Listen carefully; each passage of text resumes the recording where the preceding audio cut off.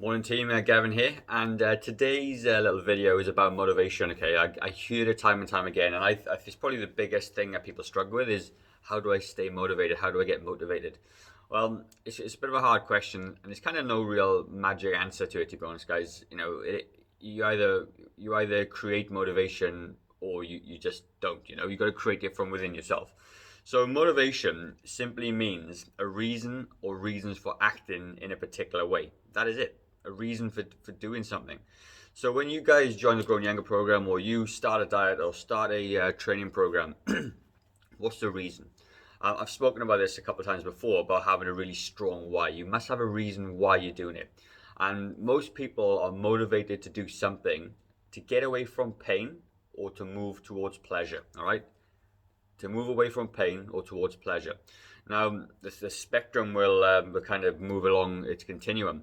But ultimately, when people are looking for a diet, looking for a training program, and they come to a gym and you join us for argument's sake, you're in a lot of pain right now. You are in pain whether you've been diagnosed with high blood pressure, you've got arthritis, you've recovering from a knee surgery or ankle surgery or hip surgery or knee surgery, or you've been diagnosed with pre-diabetes, or you've got diabetes, or you've got something that has really sort of frightened you, okay, and you're looking for a solution.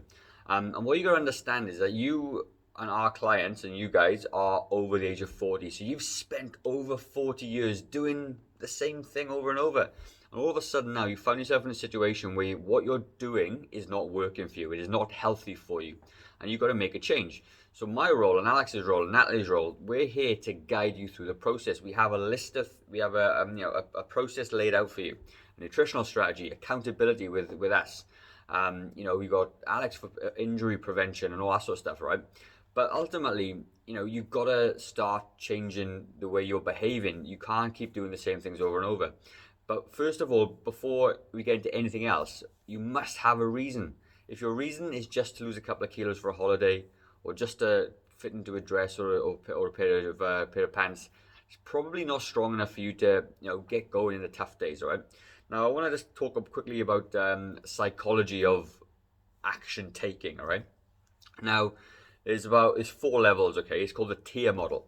So it starts with our thoughts, then it comes to our emotions, then it comes to actions, and it comes to results, okay? So most of us, and I'll give you an example in a second, are quite emotional. We just act on emotion. Then once we get this emotional feeling, whether it be feeling down or tired or whatever emotion that is for you, you then do an action, which then gives you a result. So an example of that would be, I did a video on this last week about emotional eating at nighttime. You're emotionally eating because you're bored, you're distracted, you need something, something is causing you feel comfort in food. So that's your emotion, that's running there. Then your action is to eat the thing that you want, okay? It's the junk food, it's the wine, it's the chocolates, okay? Then the result is you momentarily feel better about yourself, just for 5 minutes, 10 minutes, okay? But then what happens is it leads into this cycle of then you feel guilty, then you feel a bit disgusted with yourself that you didn't stick to what you're supposed to be doing. Now, you must come back to this thought level. So if you have this emotion, it's fleeting, and emotion is fleeting. It doesn't really stay around for that long. Get an emotion, I want to do something that's going to derail your goals, right? Think about it. Think about it for a second. Ask yourself some questions. Is this emotion, is it real? Am I really hungry? Or am I bored? Am I tired? What is it? Think about it. Is this, if I do this thing, will it align with my goals? Will I feel good after it, okay? And ultimately, all you're doing, you're taking yourself from an emotional state to a logical state, and then you can rationalize it with yourself. We've all got this person inside our heads go, do it, don't do it, do it, don't do it. Okay, so you're just trying to get rid of this other guy on your shoulder, and then you think about it. And what really helps with this sort of stuff is write a little journal about it. How am I feeling? All this sort of stuff. Oh, it sounds a bit pick and fluffy, but it actually works a treat, okay? But ultimately, what you want to do is come to the thought.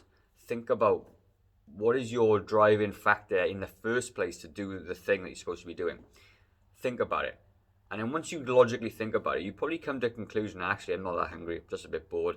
And, you find something else to occupy yourself and occupy that space. Or it could just be like the snack at night. Well, if that's the case, then you just must look for lower calorie options, okay? Things like popcorn and fruit and things like that. You can't eat 10 bananas, but you can eat 10 little chocolate bits, right? So just find something to put in its place, okay? And that's where, your motivation will come from. So the other thing about motivation as well, it doesn't just find you. It doesn't just pop in, oh, I'm motivated today, and I'm going to be forever motivated. It doesn't happen like that. You can't, we have these dips and falls, and it's completely normal to have that, okay? But motivation is driven by action. If you take action on the reason that you start in the first place, you will become motivated because it's a positive step. If you don't do the action, then it becomes a negative step, and then what happens is you let yourself off the hook all the time, and then you wonder why you can't get started because you're training yourself to let yourself off the hook. Every time you have a down day and you don't do what you're supposed to do, then you training yourself that it doesn't matter. I don't need to do it. I can just do it tomorrow. But then this vicious circle happens and you never get started.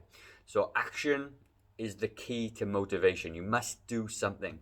Even if it's the smallest thing, you just go through your day, like, I can't exercise today, I can't prepare my meal. Well, what can I do? I can choose a healthy option. I can drink more water today. I can get more sleep tonight. Something is positive that's going to keep moving you forward. And over time, these little things that you do will become habits. I've been exercising for over 8 years now, consistently, 4, 5, 6, 7 times a week. It becomes a habit. I write it in my calendar. In my calendar, I've got all my gym times worked out, all around my clients, all around my business, all around my work and my family. It's all in there because if I can't look after myself, I can't look after my family, okay? And it's the same for you. If you can't look after yourself, you won't be able to look after your loved ones to do it. So motivation is something you must really take action on every single day. Remember this, your thoughts, your emotions, your actions and results. And if you're running on emotion all the time, you're not going to get the results that you want. Really good example, I should have said it earlier on. Sitting in a car on a motorway and somebody cuts in front of you. Pisses you off probably. You get emotional, you get a little bit angry, you toot your horn. The result is he gives you the bird or whatever else and it moves on, okay? You potentially could be then steaming for the next 10 to 15 minutes because you run off emotion. Your action was to get angry and shoot off at this person. And the result was you're just now stuck there all angry because of somebody cut you up. It's really trivial, nothing. But if somebody cut you up and you think about it and go, I've done that before, probably didn't see me, maybe in a rush, maybe having a bad day, then you set your emotion down to, it is what it is, I can't go anywhere, I'm stuck here for a while. You turn the music up, you talk to your family, and the result is different. You are not upset anymore because the only person that would get upset by that action is you. He doesn't care. He doesn't care if he cut you up or not. He's all good. He's just like, yeah, whatever. But you're the one that's stewing. So it's all on an emotion. Your emotion create your actions, which create results, okay? And the results that you want are positive ones. So if you can take positive actions as a result of a good thought, you are going to be way more motivated than you are now. So that's it for me, guys. I don't want to take too much of your time, okay? But that is how you stay motivated. It's having a reason to do something and then taking action upon that thing, even on the times that you don't feel like doing it. Because obviously the snowball effect is a positive one. And one more thing. This isn't just a short space in time. You've got to get it into your minds that this is a long time. You start doing this thing forever. You need to be fit forever. You need to be healthy forever. Your body is the only place you have to live, okay? Your body is the only place you have to live, so look after it, okay? Because when it gets too far down the track, it's too hard to come back from. It really is, okay? I've seen it time and time again. So like I said, you got to just literally understand that this is not just a 6-week or 12-week or 6-month program.